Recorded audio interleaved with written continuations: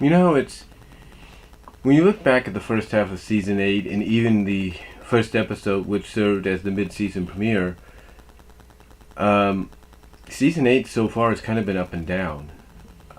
You know, I've talked about this before. A lot of people have talked about how the first half and even the first episode of the second half has kind of been, it basically had a mixed reaction given to it.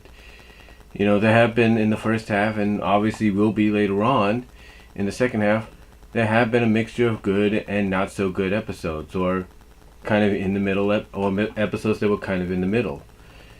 Some episodes that some fans felt progressed and developed a character even further and more necessary than they have to be, or basically developed a character more so they can grow even more. That's what I'm trying to say. But some felt that you had episodes where a character would regress, and it's like, well, why are they acting like the earlier season counterparts? What's going on?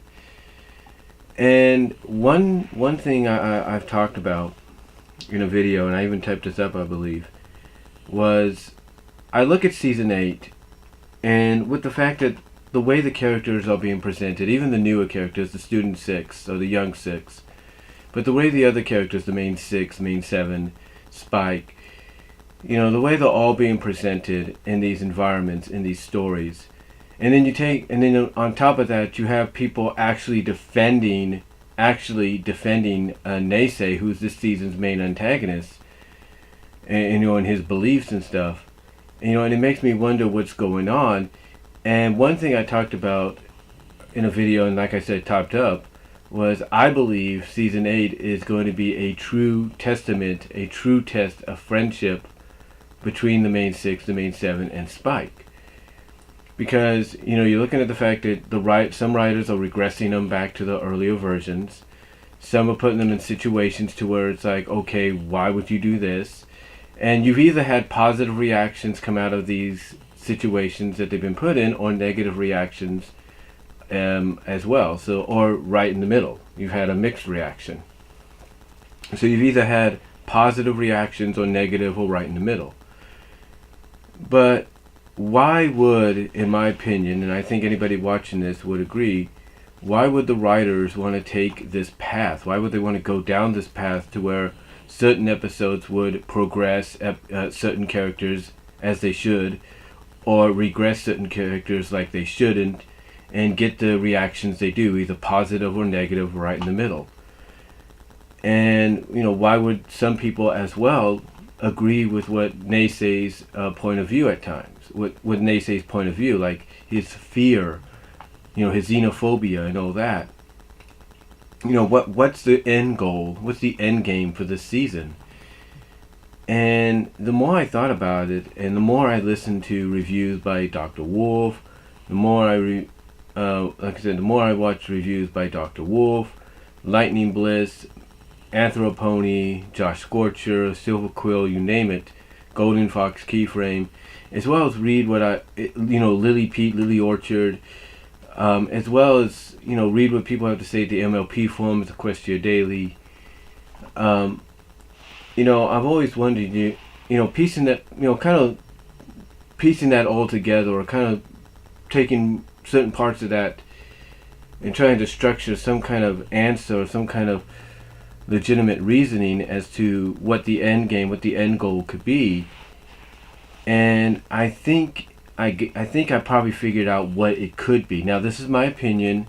I could be wrong, and if I'm wrong, so be it. But we know this is My Little Pony. But hear me out. We know this is My Little Pony. We know it's Friendship is Magic, and we know most of the times, with a finale, the villain will either be defeated and make a return later on to probably be redeemed, or the villain will be defeated and redeemed, or start the redemption right then and there. Examples are, Luna. When she was defeated as Nightmare Moon and became herself again, that was her second chance at redemption. Chrysalis, a villain that got defeated, and Discord, a villain that got defeated, and there was no redemption. And Discord, he came back a season, about basically the next season, at the beginning of the next season, I should say, or at least in the middle of the next season, which was the third season, and was given a second chance of redemption. Chrysalis was not given that. Then you take a look at King Sombra. He was defeated, and he did get a redemption, but it was in the comics. You take a look at Turek. He was defeated, and he was placed back in Tartarus. And now he's coming back with the possibility that he could end up being redeemed, as some fans are thinking.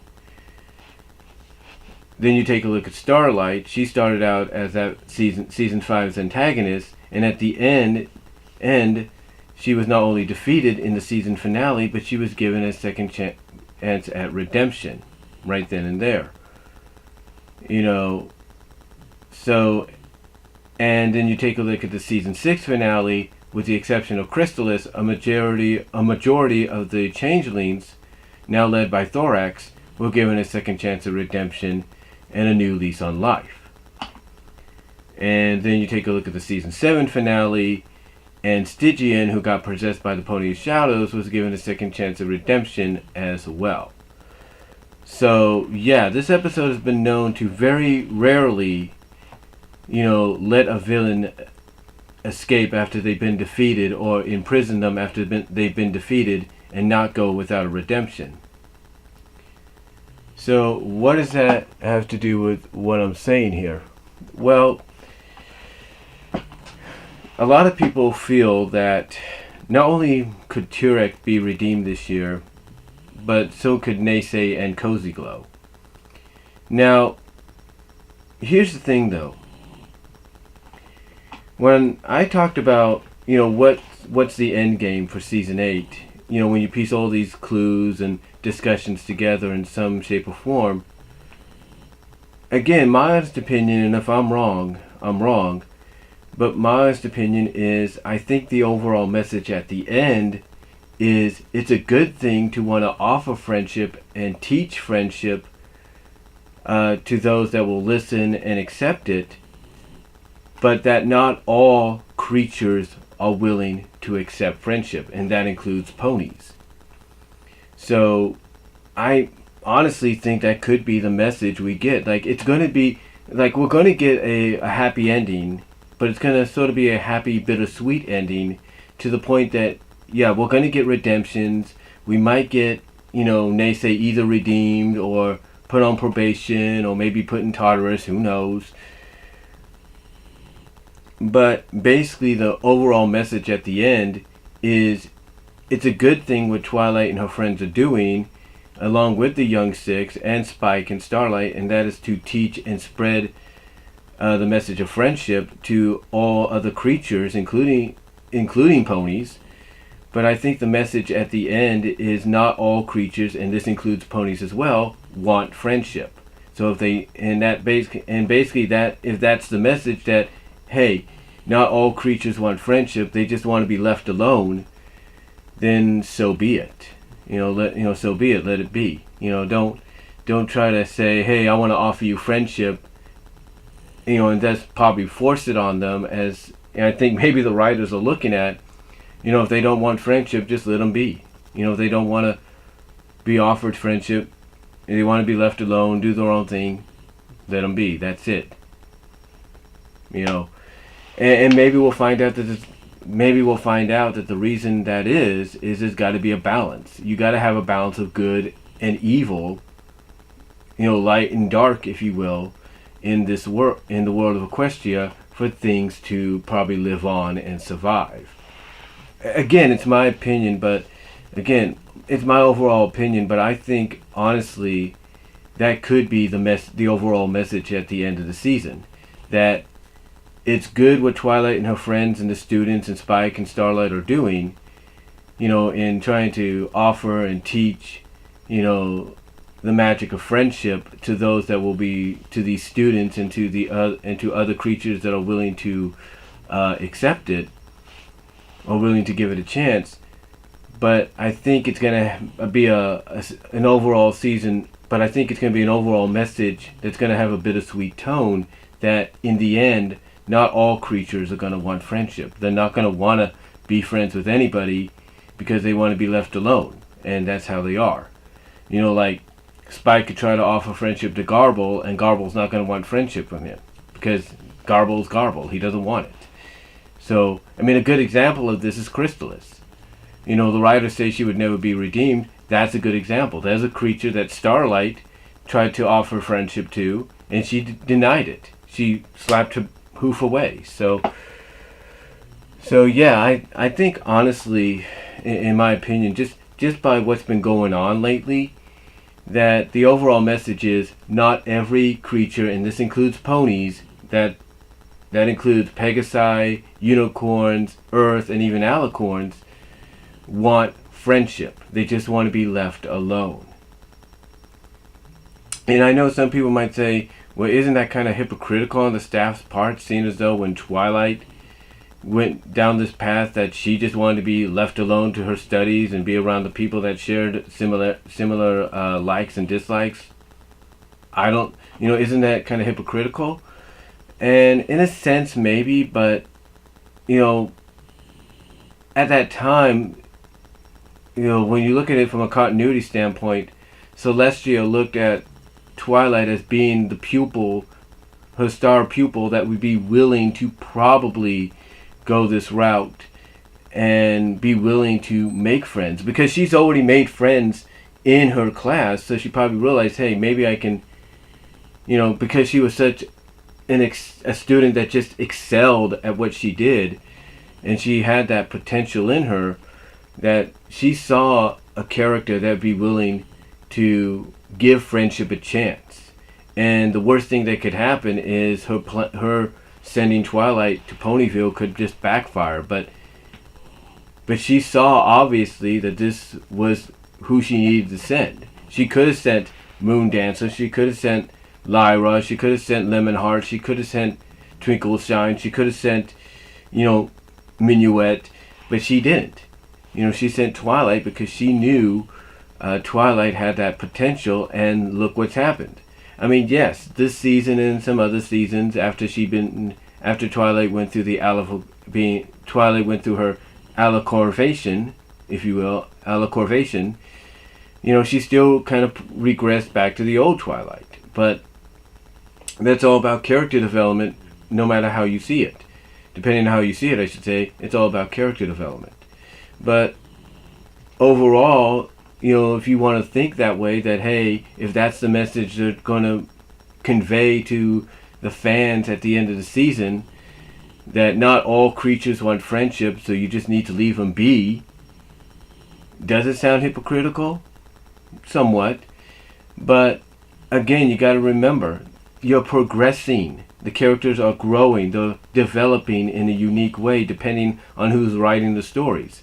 And if Nicole Dubois, the executive producer in charge of this season and probably next season, and she's also one of the writers, she's probably thinking to herself, well, if we're going to evolve these characters, evolve this continuity, take it to that next level, expand the world's growth, or expand the growth of this world, I should say, then what they need to do is have these characters as part of their character development and growth. That includes, like I say, the main set. That includes basically the main seven, mostly Twilight. That part of that growth is to accept that not all creatures, including ponies, want friendship. They want to be left alone. They want to do their own thing. So yeah, I honestly think that could be the direction they go in. Again, could I be wrong? Absolutely. Don't think I wouldn't be. And knowing Hasbro and DHX and the writing staff, the creative staff behind the show, I wouldn't be surprised if I am wrong. But I think honestly, just piecing all together these clues that you get from people's discussions at the MLP forums, Equestria Daily, YouTube, Twitter, Facebook, with Discord, the Discord server, with all these discussions, being thrown about, of how people have these mixed reactions and mixed feelings about this season, and how the direction, what's the end goal at the end of the season, why you're doing this with certain characters and da. I honestly believe that the purpose is to get the message across that not all characters want friendship, that not all creatures, not all ponies want friendship. And I think for them to probably do that as the overall message at the end of season 8, I think would be kind of surprising, because it's like it's like basically from as crazy as it sounds, from a character growth standpoint, it's like you're making the main 7, mostly Twilight, open her eyes, sort of like, kind of like, kind of like what Tempest's song says in the movie. But you basically, from a character growth standpoint, you're having the main 7, mostly Twilight, opening her eyes and realizing, yeah, she's a princess of friendship, but not all creatures are going to want to accept friendship from her or from anybody. So in the end, if that's the overall seasonal, if that's the overall message they got ready to convey to the fan base for the end of season 8, then yeah, it's a surprisingly new direction to go in. But again, I could be wrong about it. So we'll just have to wait and see. Let me know what you guys think down below. Hopefully you take your time in watching this. I know not a lot of people like watching videos that go beyond 15 minutes. So, but hopefully you guys are taking your time. Let me know what you guys think overall, though. Comment if you like. I'd like to hear your opinions on potentially this being the message they made, the overall seasonal message that they're going to convey for the end of season 8. Let me know what you guys think. Comment below, and I will talk to y'all later.